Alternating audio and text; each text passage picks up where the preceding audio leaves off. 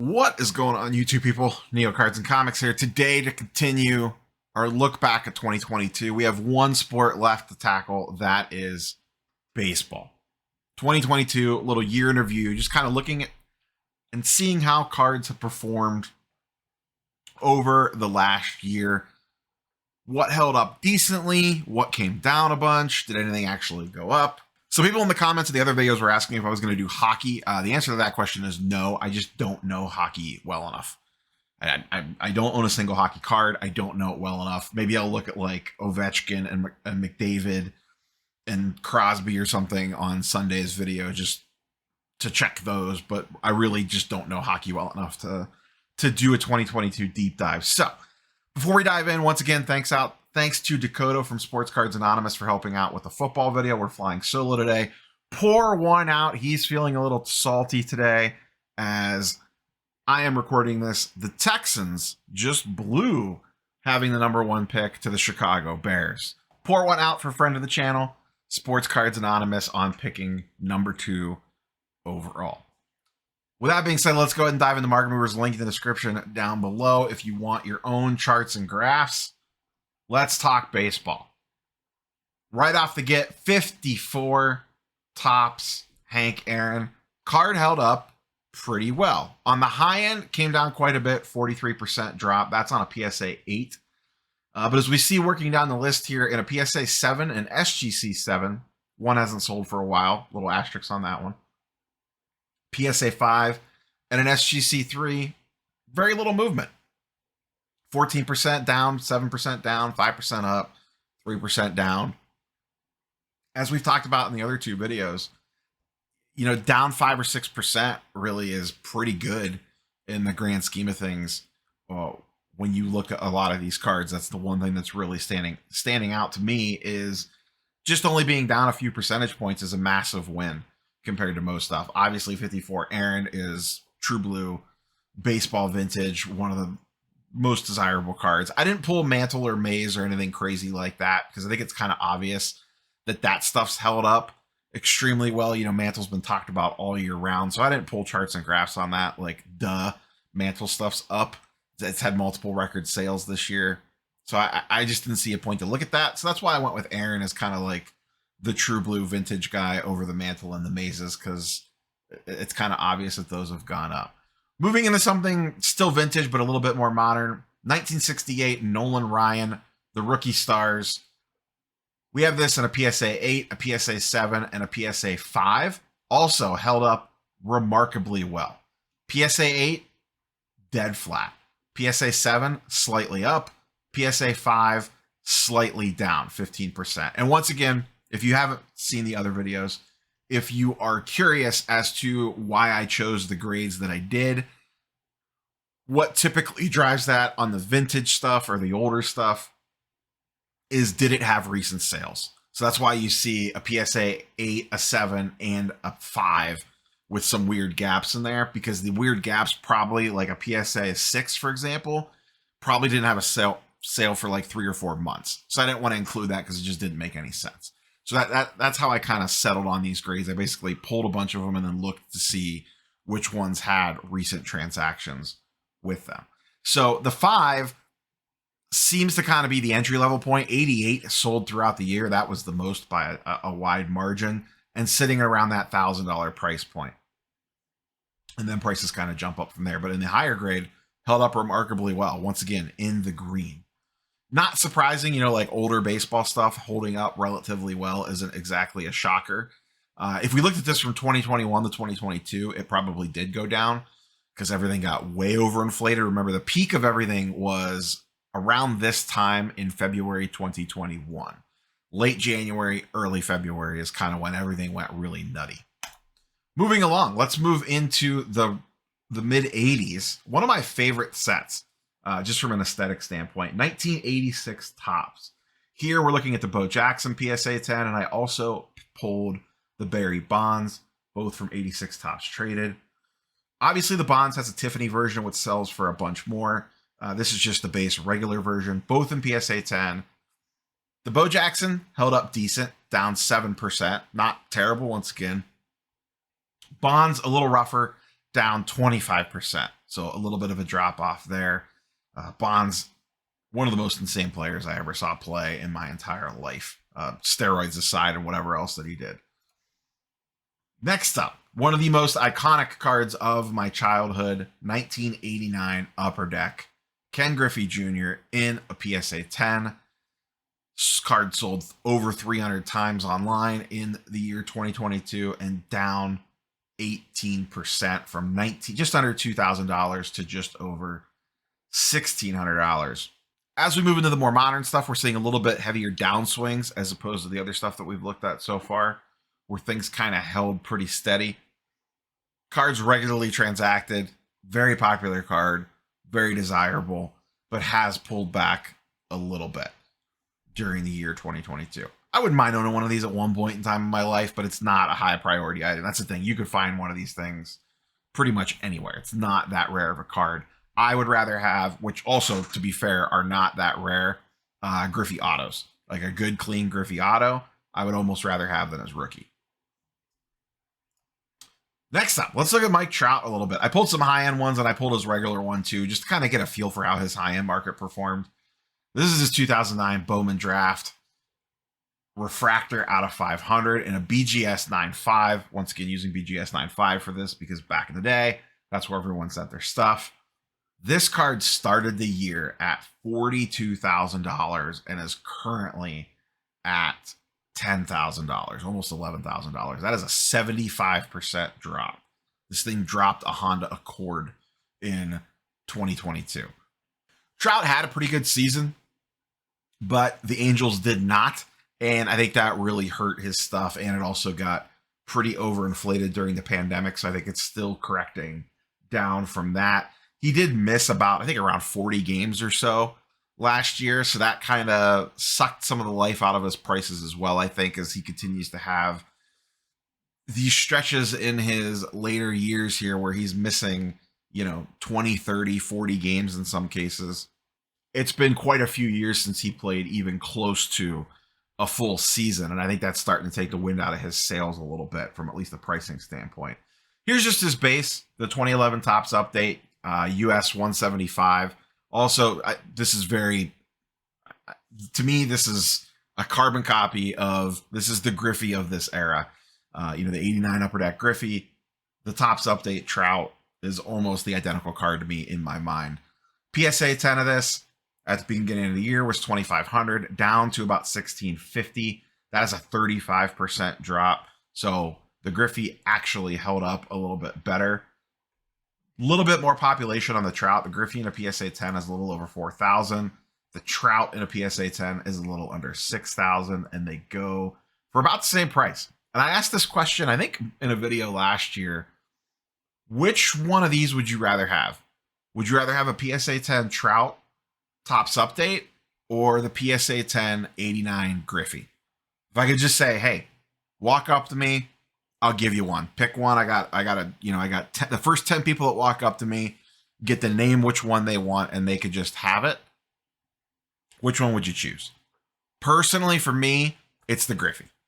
I think it's just more of a, the era that I grew up in is the reason that I think that. And I also think that card will actually hold up better over time compared to the Trout. Even the other one's going to zero, but I like the Griffey more than the Trout personally.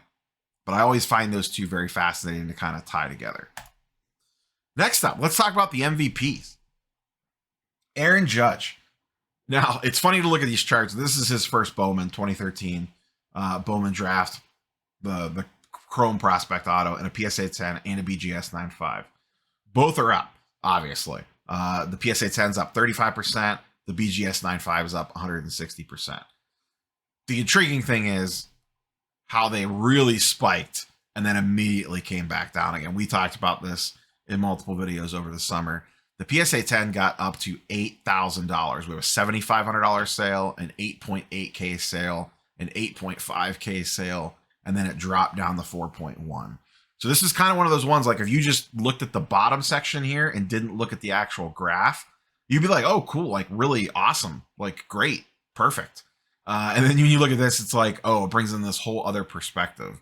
So if you just kind of wrote it out all the way through, this is where you kind of ended up. I mean, this is exactly what we talk about. When you see, we've mentioned this 1,000 times now on the channel, when you see stuff like this happen, when these spikes like this happen, and it was justifiably, to a degree, he was chasing the AL home run record. All eyes were on him. When you see this stuff happen, unless the card is ultra rare, and really you could almost debunk that because of the Luka 101 logo man situation, just sell it. Just sell it. And you could go, if you really want the card, if you really, really want the card, like to use this Judge for an example, they're not that hard to find. It's pop 50, you could find one. If you really want one, you could find one. If you're into this card for cheap and you sold it for around, let's say 6K, you didn't even sell at the peak, 5K, somewhere in this range here, you could buy it back today. Even if you couldn't find someone willing to sell at 1.6K, I bet you if you offered them $2,500, you could overpay for it and you're still doing fine. Still doing fine. Just always keep that in the back of your head when you see stuff like this spike way up. Let's look at Paul Goldschmidt, the NL MVP. This is his first Bowman's as well. I have the refractors pulled and the regular in PSA 10s and BGS 9.5s and BGS 9 and some raw. We got a little mix of everything in here. The one main takeaway is, and the reason why I chose these was recent transactions and number of transactions. Generally speaking, just kind of stayed flat to down. The BGS 9.5 refractor, like his main one, is down 30%. And his BGS 9.5 base is down 10%. The PSA 10 is down 62%. Pretty big drop-offs for Goldschmidt when you consider how good of a season that he had. And once again, similar thing here to what we saw with Trout. There was a little spike in the late summer, early fall rather, on Goldschmidt stuff, where you could have exited out if you were in the cheap, and then it immediately went back down again and continues to trend down as we move through this off season. Now, could he come out and have another really big season? Of course. But we will see what happens as we move into the 2023 MLB season. Let's move into some of the more modern guys. And we have to start with Fernando Tatis. Wild ride on Tatis last year, really the last 2 years. I don't know how the market's going to handle him. He could come back and play great. There's going to be a certain segment of people that are just never going to want to touch him because of the steroid stuff. This is his base first Bowman, the Chrome Auto, and the Refractor. Both basically down 60%. 60 to 70% is what these went down over the last year. They have actually shown some slight signs of life here in the off season as we start to kind of creep towards the beginning of the new year. New baseball year, that is. But generally speaking, down about 60%. And like I said, your problem here is twofold. One, he has to come out and play fantastic. If that doesn't happen, his stuff's going to tank hard. And even if he plays fantastic, I really think you are limiting your buyer pool to some degree. Now, maybe if he plays great, and the Padres are fantastic, and him and Soto and Machado are just going crazy every single night, maybe it doesn't matter. Could there be a possibility for a flip potential here? Absolutely. But I think the path to that is much more difficult than the path to it continuing to go down. He just can't seem to get out of his own way lately. Fun player to watch, absolutely electrifying, but has really kind of tainted his collector base here over the last 2 years, and specifically what he did last year. Moving along, Juan Soto, his lineup mate. This is his refractor, first Bowman Chrome Auto, and his base Chrome Auto. Both, once again, down 60 to 70%. Came into the season at an extremely inflated price. Actually had a pretty decent year. It was a little up and down. He had the trade stuff going on. The Nationals were absolutely terrible at the beginning of the year. I'll be very interested to see what one full season in San Diego does for him. And then does he stay there or does he move on? That will be an interesting subplot as well throughout the season. I still really like Soto. I have the Bowman's Best Auto still of his. I believe that is the only current slab card of his that I own. I moved off both my pink refractors. I always look at Soto anytime I see it pop up at a show or whatever, whether it's, Vet Autos, Doesn't make a difference. I'm always glancing at Soto's stuff. I still really like his skill set, and I really like him as a player. We'll see what he could do. Maybe everything's settled. He knows what the season's going to be like. I could potentially see a pretty nice, strong year out of Soto. I would still like a first Bowman Chrome at some point in time, but the prices haven't come down quite enough for me. I think maybe there's a little bit more wiggle room. I'm willing to roll the dice on it. Vlad, another super trendy guy last year. The year before, he had a monster season. And last year, he was actually pretty okay. He had a good year, but it didn't live up to the lofty expectations that were put on him coming off of the 2021 season. His prices also took a beating, down 70%. This is across the board. Once again, we're looking at his refractor, first Bowman Chrome Auto, and his base Bowman Chrome Auto. We're looking at PSA 10s and BGS 95s here. Huge drops in these. I still really like the player. He's one of my favorite young modern day players. Part of that is because I love watching his dad play, and I really enjoyed watching him play the last couple of years. I still miss my Vlad Blue Refractor, and would not mind picking one back up again at some point in time. Card was just gorgeous. But his stuff is down a lot. Now, part of the trick here is, we kind of talked about this during the football video, I would actually be interested in this Vlad first Bowman at around this $800 price point. I think there's one on eBay. There's just not a lot moving at that price. You have to kind of wait out auctions. Most people listing things at best offer buy it now on any of these are extremely high priced. So even if you were interested in potentially jumping in on Vlad, you got to really hunt around to find someone willing to sell at the discounted prices. That's the hard part with a lot of this stuff. It's cool to see that that one sold for a really good deal or whatever. And I'm not talking about any one particular card, but then you still have to find a seller willing to sell at that price on the next one. And sometimes that can be the hard part. Next up, Ohtani. He's kind of a tricky one. He does not have a true first Bowman Auto like the other guys do. Even his more common man, like Refractor, like just a Topps Chrome Refractor, X-Fractor, that stuff, gets a little mixed up because there's so many different versions. There's the base Topps Chrome version, there's the Topps Update version, there's a Bowman version, there's a pitching version, there's a hitting version. It just gets a little difficult. So generally speaking, overall, his stuff has held up pretty well. Long story short. What you see here on the screen is his Topps Chrome Auto, his in a PSA 10. That's the top card. Next is the Bowman Rookie. That's in a BGS 9. That's the only one I can find with transactions. His just base Refractor, PSA 10. His X-Fractor in a PSA 10. And then his Rookie Auto in a PSA 9. Same thing. I had trouble finding transactions on that. The autos held up pretty well. The base Refractor is down quite a bit. Other than that, his market has held up pretty well overall. If Ohtani repeats again and does what he did again with a bunch of home runs, smashing the ball, pitching really, really good, his stuff could pop off. His market has maintained. If he gets hurt, struggles at all, his stuff could see a little bit of a drop for sure. I mean, no, that's not breaking news there. But really like Ohtani as a player. Generational talent. We've never seen anything like this before, really. The question is how long can he hold up? The longer that he holds up and the more that these numbers compile, the more he continues to cement his crazy legacy if he can keep on doing this. Next up, let's move into some of the kids, the real kids. Wander Franco. Much ballyhooed at the beginning of this year. This is his same thing. First Bowman, but both the base and the Refractor first autos from Chrome. Both down tons. 60 to 70%. You see a 29% on his PSA 10 Refractor. I will note there, one of those is not sold since September. So we have a pretty wide gap there on the last sale. My guess is if the next one sold today, it would be down quite a bit. Like I said, you see the PSA 10 down 60%. BGS 95 down 75% on the base. On the Refractor, down 80% and then down 30%. But the asterisk next to that one for the sale, for the last sale.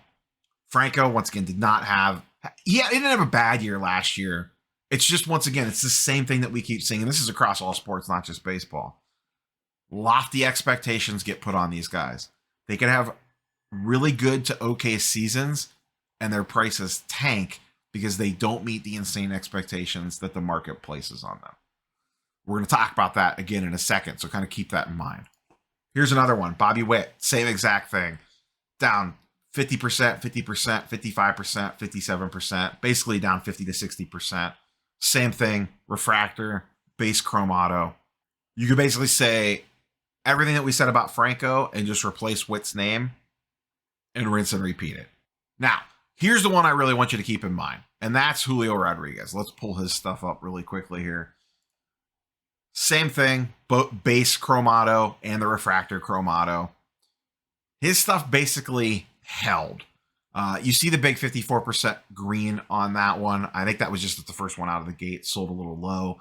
Everything else, 14% down, 54% up, 20% down, 8% up. These are on PSA 10s and BGS 95s.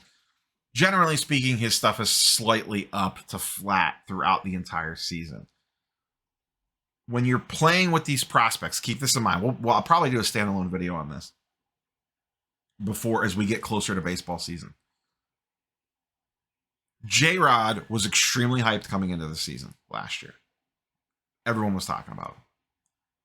He had an insane season. He was fantastic. He met those lofty expectations that everyone placed on him. And really, all his stuff did was hold. Now, you could say that the entire market was trending down and just holding is a massive win. And that's a valid point. That is 100% a valid point. I could see that argument. I've never been a big prospect guy. I don't understand paying these insane prices for guys that have never played in the majors. This is my reminder to you.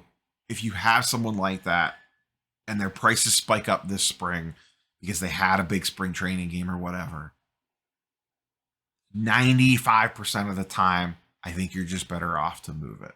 Worst case scenario, if you sold a J-Rod back in the hype at his peak prices, you'd still be able to buy it back today for around the same price as what you sold it for. And the odds of that happening are slim to none. Most likely, the stuff is going to go down. So don't try to get cute and roll the dice and think you get the next one going to the moon. And I like J-Rod. Fun player, super exciting last year. Did awesome stuff. You know, I'm excited to see what the grades pop on some of the stuff I sent off to PSA. But take some profits out of these guys and then free roll. Set some stuff aside, buy multiples. All those rules still apply. Just to protect yourself on these young kids because their markets can swing wildly, as we just saw. So that's all we have for you guys and girls today. Curious for your thoughts and comments, as always, down below. Generally speaking, you know, the older baseball stuff held up better than a lot of the other sports. I don't think that's surprising given the nature of, you know, especially vintage baseball and even stuff into the 70s and the 80s. More modern stuff got eviscerated just like everything else. The more modern the card, the more it tanked. Once again, these prices got extremely inflated during 2021. They were still correcting through 2022. And then factor in some performance issues with that as well. So that's where we sit. May do one last one of these based around wax pricing. We'll see. It depends how much time I have to research this week. But we will catch you guys and girls on the next one. Peace.